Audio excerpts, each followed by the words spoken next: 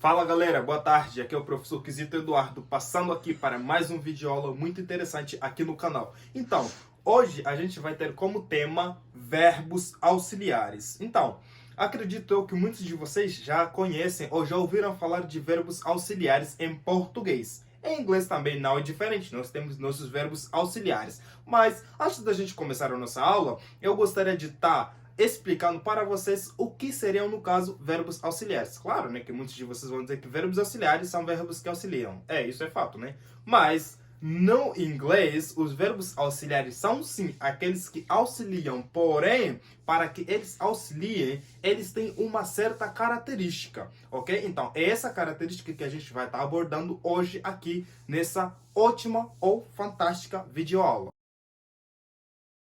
Então, gente, como eu estava dizendo que o nosso tema de hoje será sobre verbos auxiliares, eu quero que vocês entendam que na gramática inglesa a gente tem 3 verbos que são auxiliares. Tipo, eles trabalham parcialmente ou literalmente como os verbos auxiliares mais usados na gramática inglesa. Mas isso não quer dizer que existem simplesmente eles na gramática inglesa. Existem vários outros, que são os verbos modais, que também funcionam como verbos auxiliares. Porém, isso a gente vai estar abordando na próxima aula aqui no canal. Então, bora lá. A gente vai ter como verbos auxiliares principais o verbo to be, o verbo to do e o verbo to have, ok? Então, esses verbos, eles compartilham uma mesma característica, ok? Por isso que eles são chamados de verbos auxiliares, porque eles formam o seu ou a sua interrogativa por si próprio. Eles não necessitam de um outro auxiliar para que eles possam estar formando a sua interrogativa. Como assim?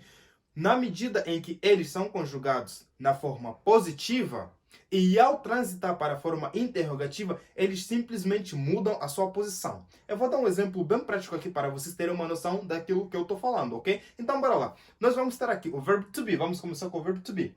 Então, nós vamos ter aqui I am. I am. Então, como todo mundo sabe, I am significa eu sou ou eu estou. Mas essa frase se encontra na forma afirmativa. Então, a gente vai tentar colocar ela na forma interrogativa para que vocês entendam a questão da inversão do pronome e do verbo que eu estava explicando aqui para vocês, ok? Então, bora lá. I am.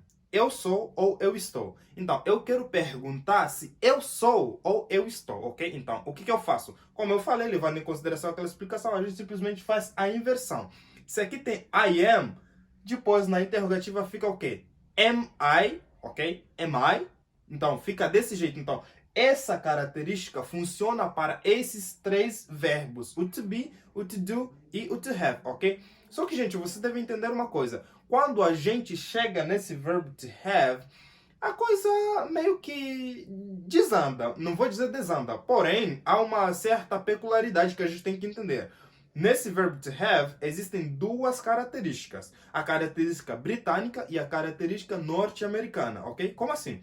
Quando a gente vai fazer a nossa interrogativa, usando o verbo to have, muitas das vezes no inglês britânico, a gente usa um auxiliar. Qual seria esse auxiliar no caso? O do, ok? A gente usa o do como auxiliar da interrogativa do verbo to have. Como assim? Eu vou dar um exemplo aqui bem prático. Bora lá. Então a gente vai ter aqui I have a car. For example, eu tenho um carro, ok? I have a car. Então, essa nossa frase, ela se encontra na forma positiva ou na forma afirmativa. Quando a gente vai tentar colocar ela na forma interrogativa, na forma ou no inglês americano, a gente simplesmente faz a inversão. Então, se eu digo I have a car, no inglês americano eu diria Have I a car? Então, eu faço simplesmente a inversão do pronome e do verbo. Mas no inglês britânico, nem sempre, mas a maioria das vezes, ele é usado um auxiliar.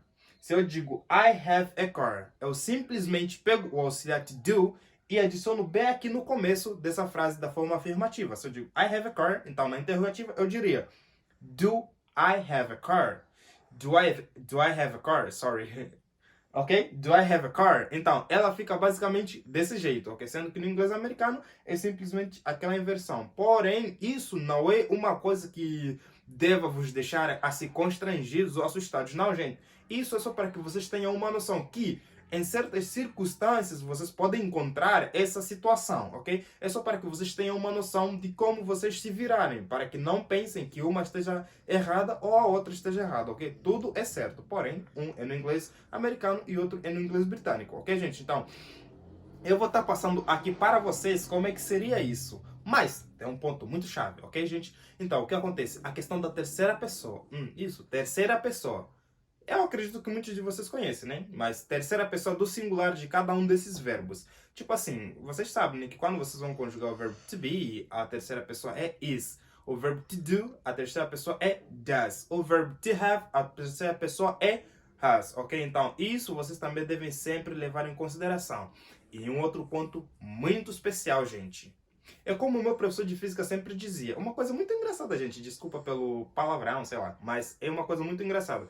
Ele dizia assim: a merda é a mesma, só mudam as moscas. Então, o que isso quer dizer? Aqui, tipo assim, levando em consideração ou aplicando aqui na nossa gramática inglesa. O que isso quer dizer? Isso quer dizer que, independentemente do tempo gramatical de cada uma das frases, essa situação da inversão mantém a mesma, ok? Então, a merda sempre vai ser a mesma, só vai mudar as moscas. As moscas serão, no caso, os tempos gramaticais. Por exemplo, eu falo aqui, I am a teacher. Eu sou um professor. Essa frase se encontra no presente. I am a teacher. Eu sou um professor. E eu digo, I was a teacher. I was a teacher. Eu era um professor no passado. Então, se eu quiser fazer a minha interrogativa no presente, eu digo, am I a teacher? Am I a teacher? Beleza, então a gente simplesmente fez a inversão. Se eu quiser falar que eu era um professor, tipo, interrogando a mim mesmo, eu diria assim, was I a teacher? Was I a teacher? Então, como vocês podem perceber aqui, não muda, continua a mesma coisa a situação da inversão. Apenas o que muda é o tempo gramatical. Então, gente, eu espero ter ajudado nessa aula. E na aula que vem a gente vai estar dando continuidade com outros verbos que são auxiliares na gramática inglesa. No caso, os verbos modais, ok? Então eu espero ter ajudado nessa aula aqui. E, gente, curtam o vídeo, compartilhem e deem mais sugestões aqui no canal que eu vou estar aqui sempre para poder estar auxiliando vocês. É, igual os verbos também, eu também vou estar aqui auxiliando vocês, ok, gente? Então, contem comigo sempre e esperem pelo próximo vídeo aqui no canal com o professor Quisito Eduardo. É nóis, até a próxima. Falou!